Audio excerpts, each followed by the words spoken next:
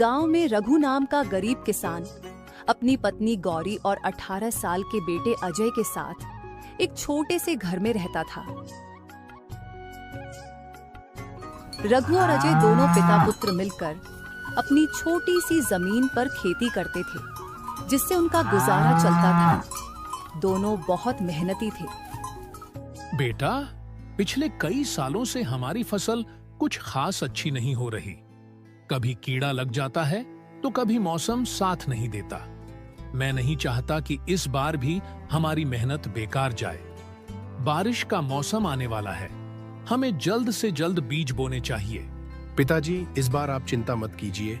मैं दिल से महसूस कर रहा हूँ कि इस बार हमारी फसल बहुत अच्छी होगी। ईश्वर करे बेटा, वैसा ही हो जैसा तुम कह रहे हो। मैं तो हर दिन ऊपर वाले से यही प्रार्थना करता हूँ कि हमारे मुश्किल भरे दिन खत्म हों और हम भी सुख शांति से जीवन जी सकें। अच्छा, अब मैं खेत जा रहा हूँ, तुम बीज तैयार कर लेना।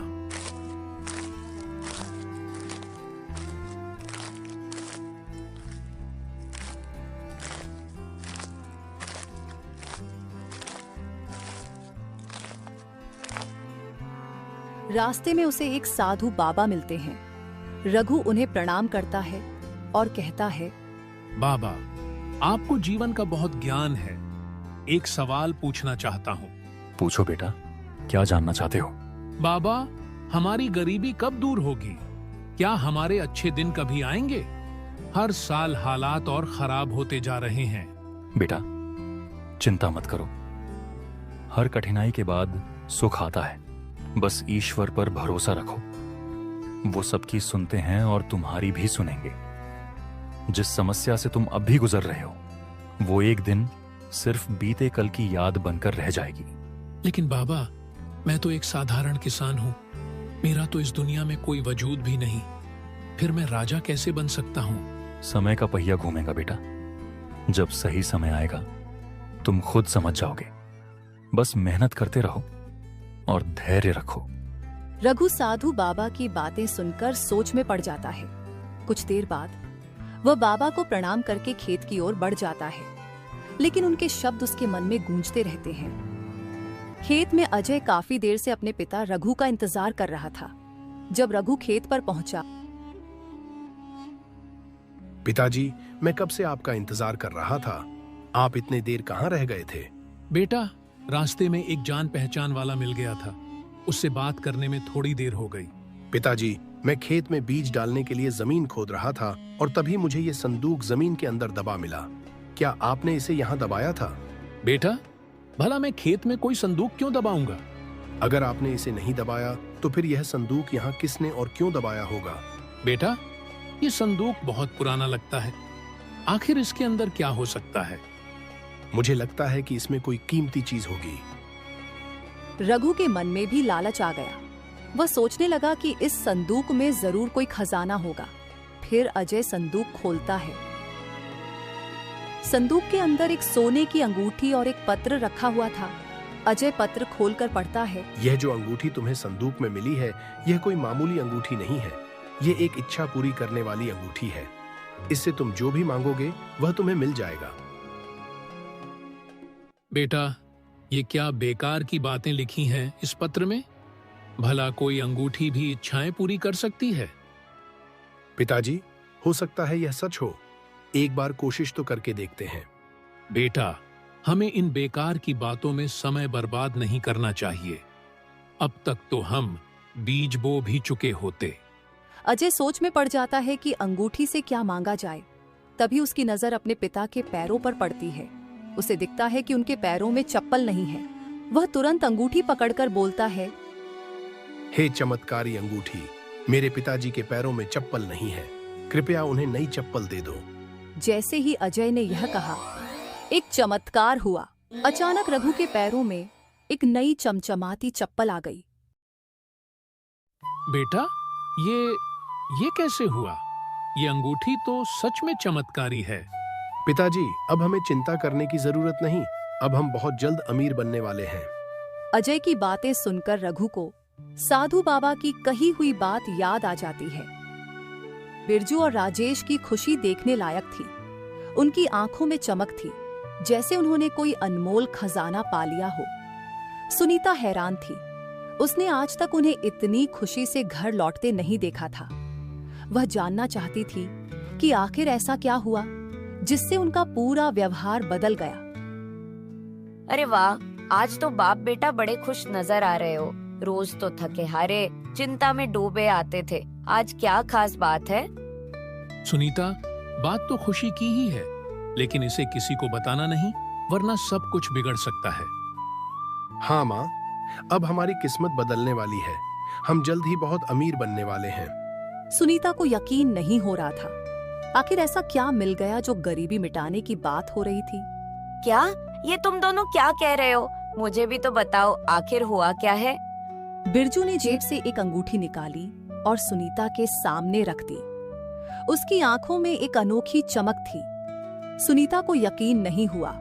क्या सच में कोई अंगूठी इंसान की इच्छाएं पूरी कर सकती है?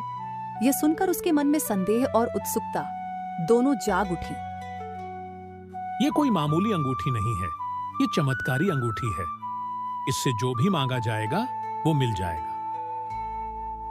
अरे क्या सच में कोई अंगूठी भी इंसान की इच्छाएं पूरी कर सकती है? अगर यकीन नहीं हो रहा तो खुद आजमा कर देख लो। इससे कुछ मांग कर देखो। अगर ये सच में इतनी शक्तिशाली है तो मैं भी इसे परख कर देखती हूँ। यह प्यारी खूबसूरत चमत्कारी अंगूठी, मैंने अपने गले में कभी सोने का हार नहीं पहना। मेरी हमेशा यह इच्छा रही है कि मैं भी एक कीमती सोने का हार पहनूं। कृपया मेरे गले में सोने का हार दे दो। जैसे ही सुनीता ने यह कहा, एक अजीब सी रोशनी कमरे में फैल गई। तभी बिस्तर पर हल्की सी आवाज हुई। सुनीता ने नीचे देखा और उसकी आंखें फटी की फटी रह गईं। वहां एक भारी भरकम चमचमाता सोने का हार पड़ा था। अरे माँ, हार तो आ गया, लेकिन गले में नहीं, बिस्तर पर गिर गया। लगता है यह अंगूठी इच्छा पूरी तो करती है, लेकिन अपने ही अंदाज में। वाह, ये तो सच में चमत्कारी है। अब तो हम माला माल हो जाएंगे। अरे भगवान, थोड़ा धीरे बोलो, कोई सुन ना ले। अगर किसी ने यह बात जान ली तो हर कोई इस अंगूठी को पाने की कोशिश करेगा और हमारा अमीर बनने का सपना सपना ही रह जाएगा। कुछ दिनों बाद रघु और उसका परिवार बहुत अमीर हो गया। उनके पास खुद का खेत भी था, जहां दूसरे लोग काम करते थे। अब उनके पास हर चीज थी, धन, गाड़ी, बड़ा घर और नौकर चाकर। ज्यादा पैसे होने के कारण रघु को हमेशा अपनी अंगूठी खोने का डर बना रहता था। वह हर समय उसे संभाल कर रखता, लेकिन फिर भी चिंता में डूबा रहता था। एक दिन गांव के दो लोग आपस में बात कर रहे थे। देख रहा है भाई, कैसे रघु और उसका बेटा अजय इतने धनवान हो गए, इतनी सारी जमीन, दौलत। आखिर ऐसा क्या जादू हो गया इनके साथ? वही तो भाई, पहले तो इनके पास खाने को भी कुछ नहीं था और एक रात तो रघु हमारे घर आया था थोड़ा सा राशन मांगने। मैंने दे भी दिया था, लेकिन अब देखो अचानक न जाने कैसे इतने अमीर बन गए हैं। मुझे भी यही समझ नहीं आ रहा कि आखिर ऐसा हुआ कैसे। दोनों बाप बेटे को किसानी के अलावा कुछ और आता नहीं, तो फिर ऐसा कैसे हो गया?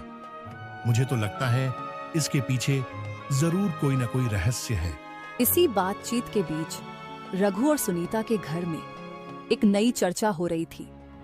बिरजू अपनी पत्नी से कुछ महत्वपूर्ण बात करना चाहता था। सुनीता, अब हमारे पास बहुत धन हो गया है। हमारे पास अब किसी चीज की कमी नहीं है। मैं चाहता हूँ कि हम इस अंगूठी को कहीं ऐसी जगह रख दें जहाँ ये किसी के हाथ न लगे। ये आप क्या कह रहे हैं जी?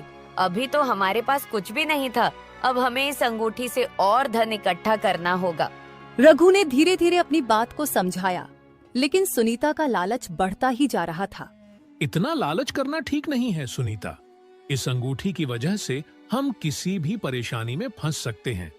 गांव के हर आदमी को यह सवाल खड़ा हो रहा है कि चंद दिनों में हम इतने मालदार कैसे हो गए।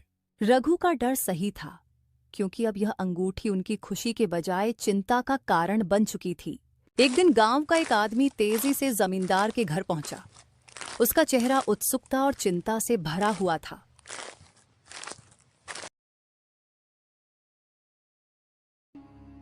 जमींदार जी, आपको मालूम भी है कि अब गांव में आपसे भी अमीर एक और आदमी हो गया है।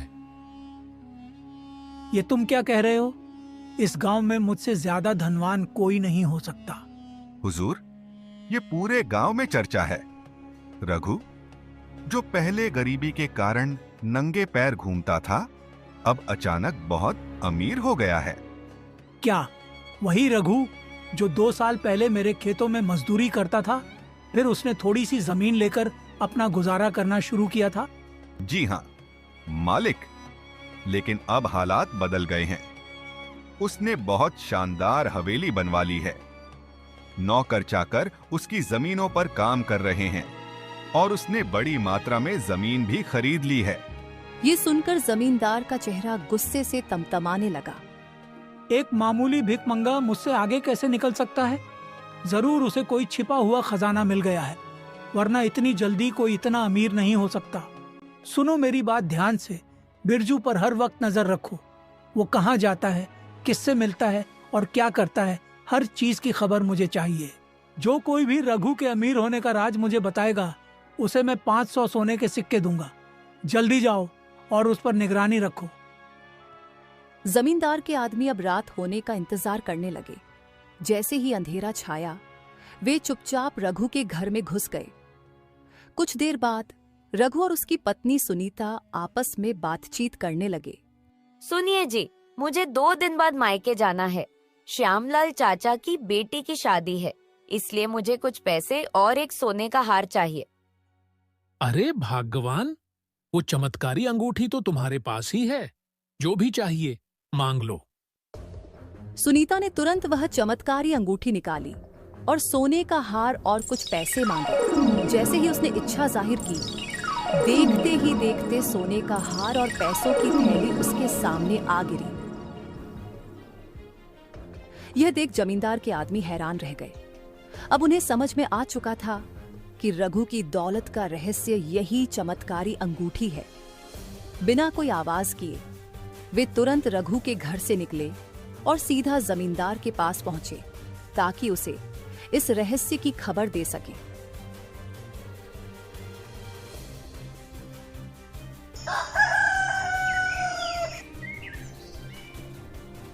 जमींदार के आदमी दौड़ते हुए उसके पास पहुंचे और हाँफते हुए बोले, हुजूर, हमने अपनी आंखों से देखा। सुनीता ने उस अंगूठी से सोने का हार और पैसे मांगे थे और वो तुरंत उसके सामने प्रकट हो गए। ये सुनकर जमींदार की आंखें लालच से चमक उठी। तो ये बात है, मैं कब से परेशान था ये सोचकर कि एक मामूली किसान इतनी जल्दी अमीर कैसे बन गया। अब समझ आया कि उसके पास कोई चमत्कारी चीज है। जमींदार ने कुछ देर सोचा और फिर अपने लठैतों की तरफ देखा। हमें किसी भी तरह रघु से वो इच्छा पूरी करने वाली अंगूठी हासिल करनी होगी। चलो मेरे साथ। जमींदार अपने लठैतों के साथ बिरजू के घर के बाहर पहुंच गया और जोर से आवाज लगाई, रघु बाहर आ। रघु ने जैसे ही जमींदार को अपने दरवाजे पर देखा, वह चौंक गया। जमींदार जी, आज मेरे घर पर कैसे आना हुआ? सब खैरियत तो है? जमींदार ने गहरी सांस ली और रघु को घूरते हुए बोला, रघु, अब तो तू मुझसे भी ज्यादा अमीर बन गया है, लेकिन तेरी ये अमीरी ज्यादा दिन नहीं चलेगी। रघु को कुछ समझ नहीं आया। क्या मतलब? जमींदार जी, तेरी मालदारी का राज मुझे पता चल चुका है। वो अंगूठी जो हर इच्छा पूरी करती है, वो मेरी है और उस पर सिर्फ मेरा हक बनता है। इसे चुपचाप मेरे हवाले कर दे। रघु को अब असली बात समझ में आ चुकी थी। जमींदार साहब, वो अंगूठी आपकी कैसे हो सकती है? वो तो रघु की बात पूरी होने से पहले ही जमींदार आग बबूला हो गया। अब ज्यादा बहस मत कर, या तो वो अंगूठी मुझे दे दे, वरना तुझे ऐसी सजा दूंगा कि जिंदगी भर याद रखेगा। रघु ने हिम्मत नहीं हारी और पूरी दृढ़ता से बोला, चाहे कुछ भी हो जाए, मैं आपको वो अंगूठी नहीं दूंगा। जमींदार को और गुस्सा आ गया। उसने अपने लठैतों की तरफ इशारा किया। तो फिर अपने अंजाम के लिए तैयार हो जा। जमींदार के लठैतों ने बिरजू को पकड़ लिया और उसकी बेरहमी से पिटाई शुरू कर दी। रघु चीखता रहा, लेकिन किसी ने उसकी नहीं सुनी। जब वह बेहोश होकर जमीन पर गिर पड़ा, तो जमींदार ने उसके हाथ से अंगूठी खींच ली। जीत की खुशी उसके चेहरे पर साफ झलक रही थी। अब देखता हूँ गांव में मुझसे बड़ा अमीर कौन बनता है। जमींदार और उसके लठैत बिरजू को वहीं छोड़कर अंगूठी लेकर चले गए, लेकिन वे नहीं जानते थे कि उनका लालच उन्हें बहुत जल्द भारी पड़ने वाला था। जब सुनीता की पत्नी अपने बेटे अजय के साथ मायके से लौटी तो रघु की हालत देखकर वह परेशान हो गई। रघु, तुम्हारी ये हालत कैसे हो गई? सुनीता, जमींदार आया था। उसने मुझे अपने आदमियों से खूब पिटवाया और इच्छा पूरी करने वाली अंगूठी भी छीन कर ले गया। जमींदार को अंगूठी के बारे में किसने बताया होगा? इस अंगूठी के बारे में तो किसी को भी नहीं पता था। मुझे खुद नहीं पता कि उसे अंगूठी के बारे में कैसे पता चला। पिताजी, जो होना था वो हो गया। अब आपको इस अंगूठी के बारे में सरपंच को बता देना चाहिए, नहीं तो जमींदार गांव वालों पर अत्याचार करना शुरू कर देगा। तुम ठीक कहते हो बेटा, मैं कल ही सरपंच के पास जाकर इस अंगूठी के बारे में बता दूंगा। उधर जमींदार उस अंगूठी से अपनी इच्छा अनुसार चीजें मांगने लगा। जो भी वह चाहता, अंगूठी तुरंत ही उसकी इच्छा पूरी कर देती।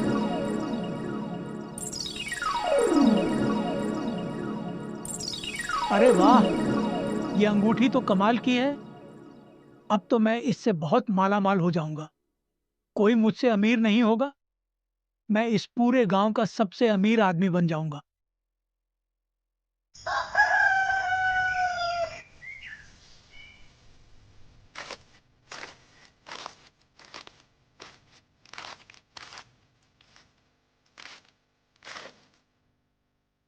अगले दिन रघु सरपंच के पास पहुंचा और बोला, सरपंच जी, मुझे अपने खेत में इच्छा पूरी करने वाली चमत्कारी अंगूठी मिली थी। इस अंगूठी से जो भी मांगो वह सब मिलता है, लेकिन जमींदार ने जबरदस्ती मुझसे वह अंगूठी छीन ली। क्या तुम सच कह रहे हो कि ऐसी कोई अंगूठी है जो लोगों की इच्छाएं पूरी करती है? और तुमने उस अंगूठी से बहुत सारा धन और सोना हासिल किया है? हाँ सरपंच जी, मैं बिल्कुल सच कह रहा हूँ। आज जो कुछ भी हूँ उसी अंगूठी की वजह से हूँ। लेकिन तुमने हमें पहले क्यों नहीं बताया? तुम अब हमारे पास आए हो जब जमींदार तुमसे अंगूठी छीन कर ले गया। तुम्हें यह बात याद रखनी चाहिए थी कि गांव की भलाई के लिए ऐसी चीजें छुपानी नहीं चाहिए। खैर, अब हमें उस अंगूठी को जमींदार से वापस लेना होगा। सरपंच ने तुरंत अपने आदमियों को बुलाया और आदेश दिया, 2 आदमी जाओ और जमींदार से वह अंगूठी लेकर आओ।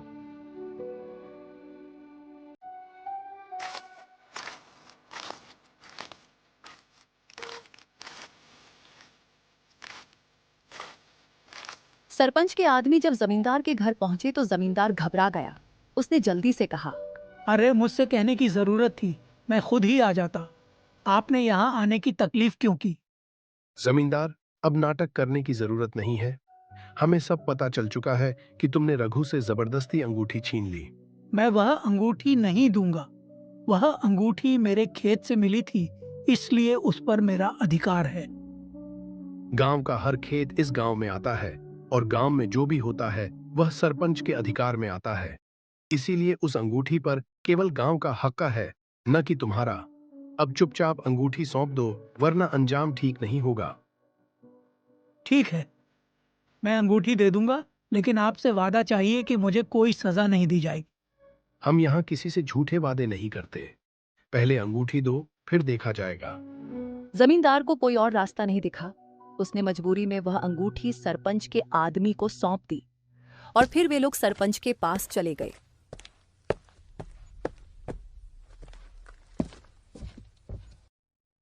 सरपंच अब इच्छा पूरी करने वाली अंगूठी से असीमित धन संपत्ति मांगने लगा। उसके पास सोना, चांदी, हीरे मोती की कोई कमी नहीं रही।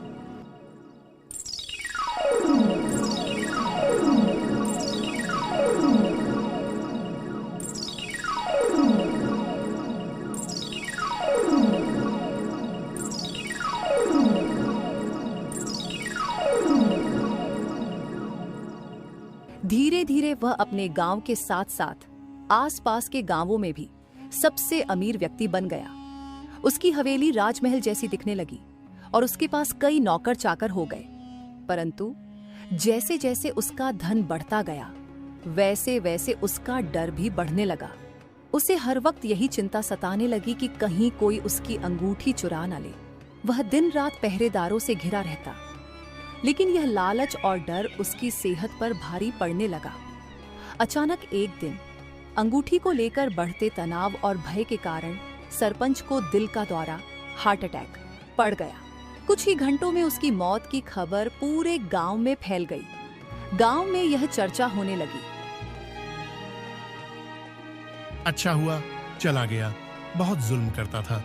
भगवान का न्याय हुआ, लालच का यही अंजाम होता है। सरपंच की पत्नी को समझ नहीं आ रहा था कि अब वह क्या करे। आखिरकार उसने गांव के रघु और जमींदार को बुलवाया। रघु ने जैसे ही अंगूठी को देखा, उसकी आंखों में गुस्सा भर गया। उसने ठंडी आवाज में कहा, इस अंगूठी की वजह से ही इतने लोगों ने दुख सहा है। मेरी इच्छा है कि यह अंगूठी अभी और इसी वक्त भस्म हो जाए। जैसे ही रघु ने यह कहा, अंगूठी अचानक जलने लगी। कुछ ही पलों में वह पूरी तरह राख बन गई। यह देखकर सभी गांव वाले चौंक गए। इस अंगूठी ने लालच और अन्याय को जन्म दिया, इसलिए इसे खत्म होना ही था। गांव वालों ने रघु की ईमानदारी और समझदारी देखकर उसे नया सरपंच बना दिया। अब गांव में पहले से ज्यादा न्याय और सुख शांति थी। रघु ने फैसला लिया कि वह कभी लालच में नहीं पड़ेगा और गांव की भलाई के लिए काम करेगा। अगर आपको ये कहानी पसंद आई हो तो चैनल को सब्सक्राइब करके वीडियो को लाइक करें